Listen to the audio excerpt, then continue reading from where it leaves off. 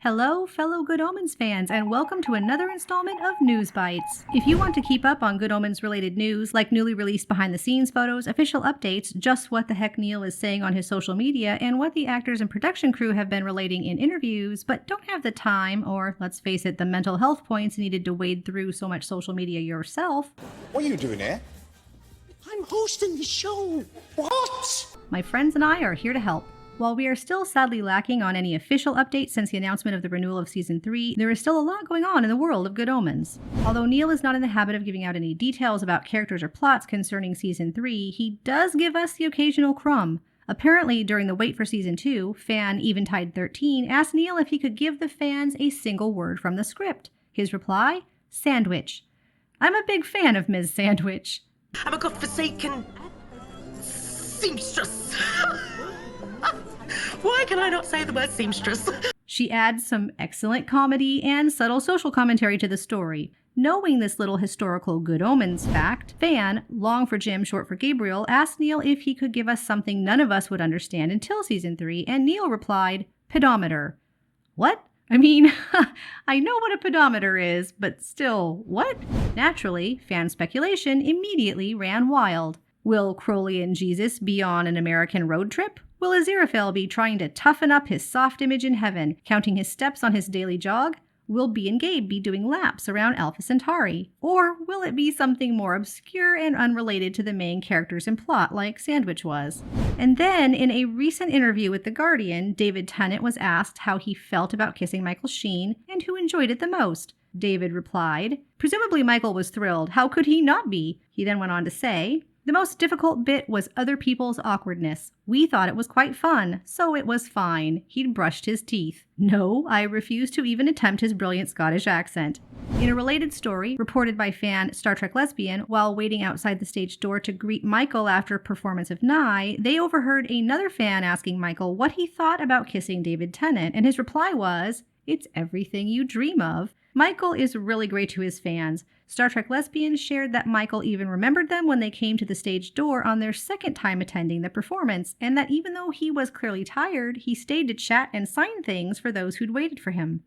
I've got a real rumor here, but it's so juicy I have to share. However, please take this with an elephant-sized grain of salt. According to fan Theology, Michael was asked outside the stage door of Nye recently, what were the chances of Season 3 of Good Omens to begin filming sometime this year, and he replied non-existent, but that he thinks it will start filming early next year.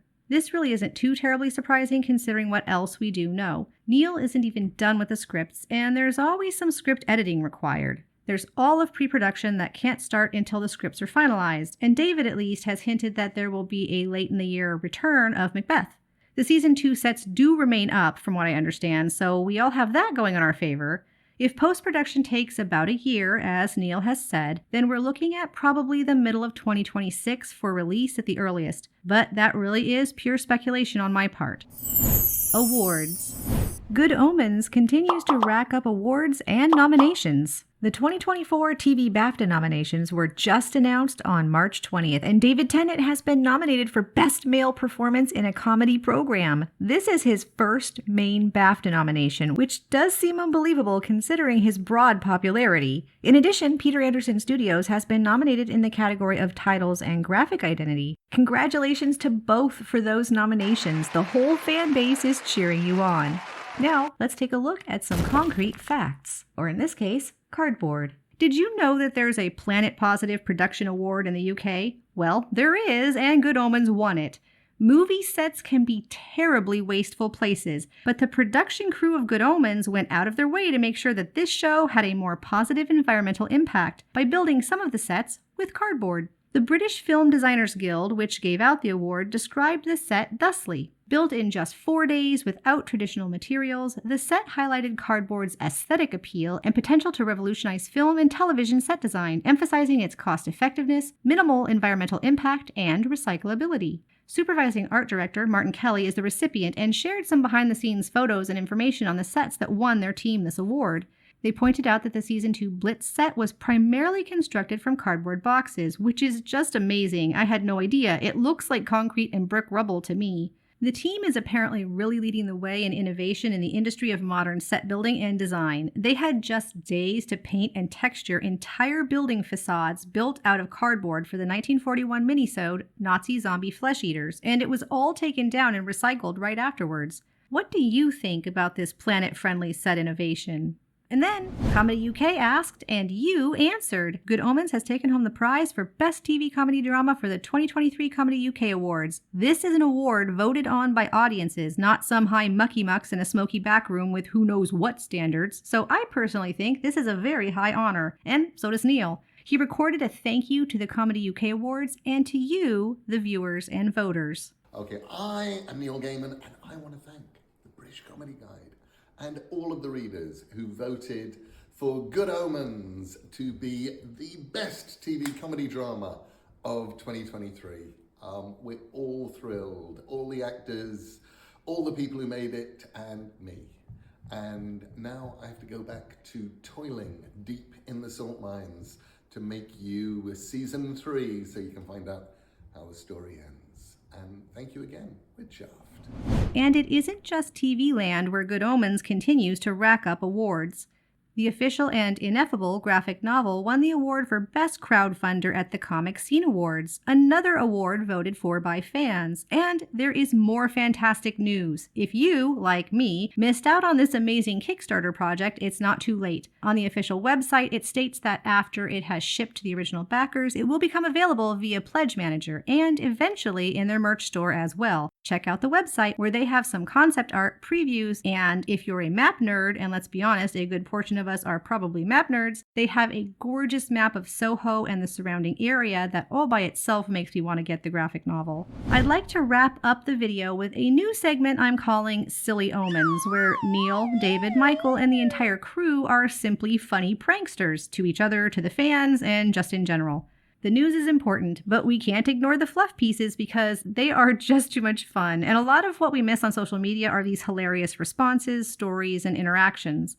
When asked by a fan if we will get to see Aziraphale fight demons in Season 3, Neil decided to give in to fan pressure and divulge the entire Season 3 plot. It involves a kung fu battle with Asmodeus in Episode 2, an underwater demon battle in Episode 3, a James Bond-style Monte Carlo blackjack game followed by a harrowing escape on skis and into a parachute in Episode 4, discovering that the princess was in another castle all along in Episode 5, culminating in a battle against Satan himself in which Aziraphale goes sorta Scott Pilgrim and wins using a battle mace, gardening gloves, and several power-up tokens in the season finale. All I can say is, I hope an Easter egg regarding these silly scenarios that Neil weaves, including maybe Sadie and Dottie and chinchillas, makes it into the Season 3 credits, just for we, the dedicated. Apparently, Michael Sheen would not take kindly to people ruining takes on set, and might revert to his Volturi leader Arrow persona and take said person for a long walk where they were never seen again. I've heard that Michael is actually quite a joy to work with, but it sounds like he won't stand for any time wasting, which is funny for a man who set up scoring David's apology dance a 7. Okay. 7! And the judge gives a 7, I think. I had heard that the puppets in the magic shop were quite detailed and even had names, but apparently some of the props crew rigged them with motion detectors so that they would move and scare the poop emoji right out of someone. And they hit the jackpot by scaring lead graphic designer for Season 2, Mickey Ralph. Ventriloquist dummies are already pretty dang scary. If I saw one move, I think I might just have fainted. When asked by a fan how anything gets done on set with David Tennant looking like that, Neil responded that they keep him in a box between takes. Storyboard artist Mike Collins confirmed it was his job to feed David hobnobs through the bars. I love to hear about this kind of camaraderie, both on set and after filming. It sounds like everyone gets along and is just having so much fun making the show. Neil certainly does like to tell stories. It is, after all, his job, and he can spin a yarn out of almost nothing. When asked why the names of Michael Sheen and David Tennant are near to their opposite characters in the title sequence, Neil made sure to let us know that they did it just to annoy us, or perhaps just to annoy that particular fan. I guess we should all check our salt and pepper shakers, as switching those was the alternative. What do you think? Is this name placement a clue or a red herring, or just a coincidence? And of course, reliable as the sun and rain, when asked if Beelzebub would be returning for Season 3, Neil replied, wait and see. If you're a returning viewer, thank you so much for sticking around and coming back for more news. If you're new to my channel and you enjoy staying up to date on all things Good Omens, from news to social media to behind-the-scenes specials to theories and thematic deep dives, then consider subscribing. And hey, even popping over to Patreon to check out videos a few days early, take a look at my rewatch notes, and all the hidden Easter eggs I've been spotting in both seasons. I upload news, and when anything official is released, I'm on it that very day. I also do at least one monthly behind-the-scenes theory or analysis video exploring all the nooks and crannies of this marvelous world. Coming soon, you'll see behind the scenes of the ballroom set, and we'll dig into some nitty-gritty details on the Bentley, both behind the scenes and some theories and speculation about this ineffable child of divorce. Speaking of Patreon, thank you to all of my wonderful Patreon supporters who make things like this and the recent talent show possible. I'd like to shout out my newest members, Go Plaid Linen and Lace, The Kate in Grey, Catherine Williamson, and a special thanks to Georgiano who joined at the ineffable level. Thank you, Georgiana.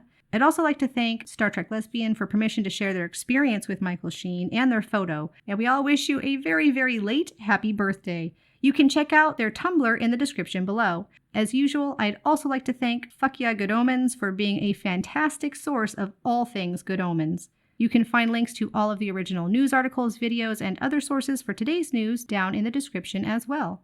Hey you stuck around till the end, so here's the kiss. It's not too soon, right? Right? But honestly, you, my lovely viewers, are the best. Thank you. What can I say except thanks for watching?